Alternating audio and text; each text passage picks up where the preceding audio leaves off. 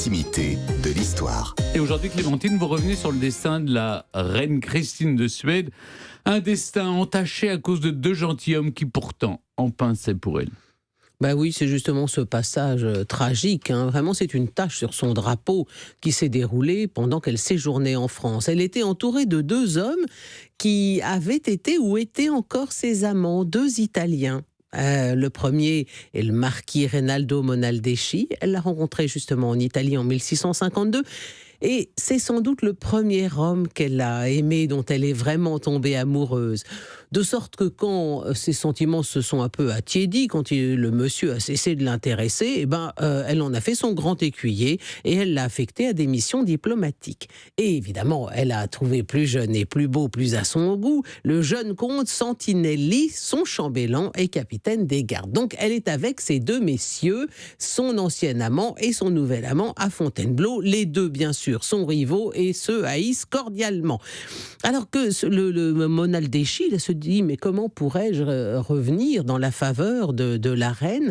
Et il fait circuler des lettres infamantes à propos d'elle. En fait, ce sont des lettres dont il est l'auteur, mais il les attribue à son rival. Or, ces lettres parviennent à Christine. En fait, elles lui parviennent par une ancienne maîtresse de Monaldeschi. Il l'a laissé tomber, donc elle n'est pas contente. Donc elle va prendre les lettres, elle va les faire parvenir à la reine. Bon, et la reine, une fois qu'elle a ces lettres absolument abjectes entre ses mains, elle reconnaît parfaitement l'écriture de son ancien amant. Elle le convoque, elle lui tend ses lettres et elle l'accable devant témoin. Traître, lui assène-t-elle. Ah, c'est presque aussi puissant que maudit, soyez maudit. Traître, lui assène-t-elle. Alors Monaldeschi, lui, commence par nier l'évidence. Mais non, c'est pas moi, pas du tout. Mais voyons qu'il ne fait que s'enferrer. Il tombe à genoux aux pieds de sa maîtresse et il la supplie de le pardonner. Mais elle n'est pas du tout d'humeur à ça. Elle est furieuse et on le comprend. Et pendant qu'elle est en train de mettre son ancien amant devant le fait accompli de sa forfaiture, Santinelli, le jeune amant et deux de ses hommes assistent à toute la scène. Eux ont déjà tiré leur épée du fourreau, ils attendent un signe de leur souveraine pour frapper. Monaldeschi, lui, se relève.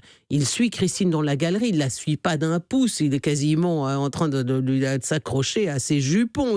Il la presse, il la conjure de l'entendre, d'accepter ses excuses. Et ça va durer, cette scène, quasiment 1 heure. C'est bien long, 1 heure, à essayer de se justifier, de se disculper.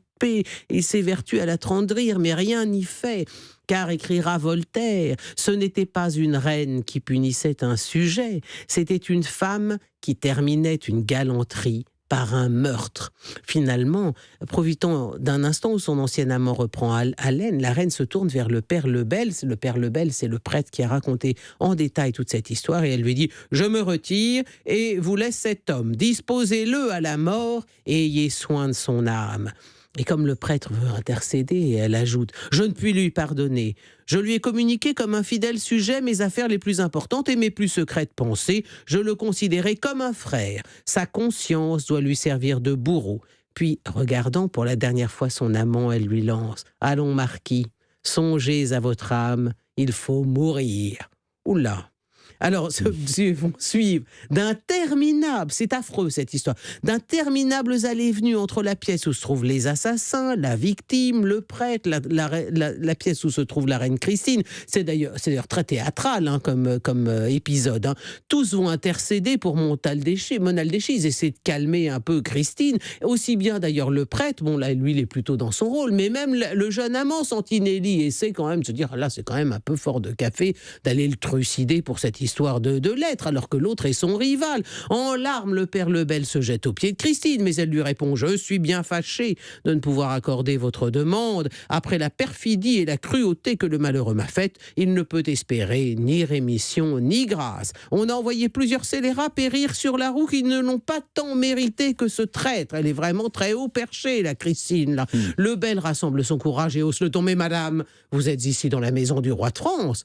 Prenez garde de ce que vous allez faire. » Et très courroucée, Elle lui rétorque, le droit de justice m'appartient, parce qu'elle n'est plus reine, vous savez, à ce moment-là, elle a abdiqué. Elle n'est plus reine. Alors, est-ce que n'étant plus reine, elle a encore le droit de se faire justice elle-même et à la cour d'un autre roi? Le droit de justice m'appartient, il m'est loisible de l'exercer en tout temps et en tout lieu. Le roi de France ne me tient pas captive, je reste ici maîtresse de mes volontés et je ne dois qu'à Dieu compte de mes actions. Et puis ce que je fais ici n'est pas sans exemple. Alors là, évidemment, ça la fiche mal, parce qu'elle fait allusion à l'assassinat du duc de Guise par Henri III, à l'assassinat de Concini par Louis XIII, sous leur propre toit, si vous voulez, tout ça. Donc, elle connaît bien l'histoire de France, la reine Christine, hein, donc elle dit, attendez, je suis encore reine, et puis ici, l'assassinat politique, comme ça est tout à fait injuste, ça se pratique. Alors, on laisse quand même à Monaldeschi le temps de se confesser.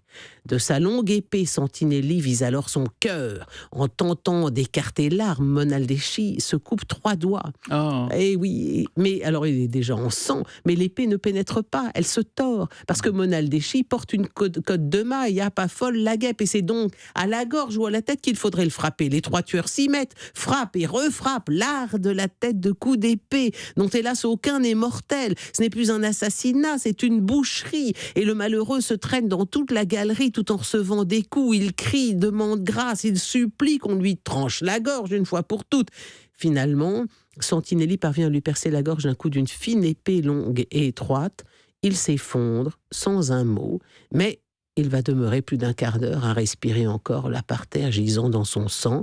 « Pourtant, votre majesté l'aimait ?» demande le père Lebel à la reine Christine. « Je peux l'aimer maintenant, car la mort efface tout. » La cour va être quand même extrêmement gênée par ce crime. On va raconter que Monaldeschi complotait avec l'Espagne, ce qui était évidemment totalement faux. Et on va donc beaucoup discuter de cette question de savoir si un roi ayant abdiqué avait encore le droit d'agir comme Christine l'avait fait. En tout cas, quoi qu'il en soit, Mazarin fit porter à la terrible reine Christine un conseil qui ressemblait à un ordre: quitter la France sur le champ, ce qu'elle dut faire toute reine qu'elle était. Merci beaucoup, Clémentine.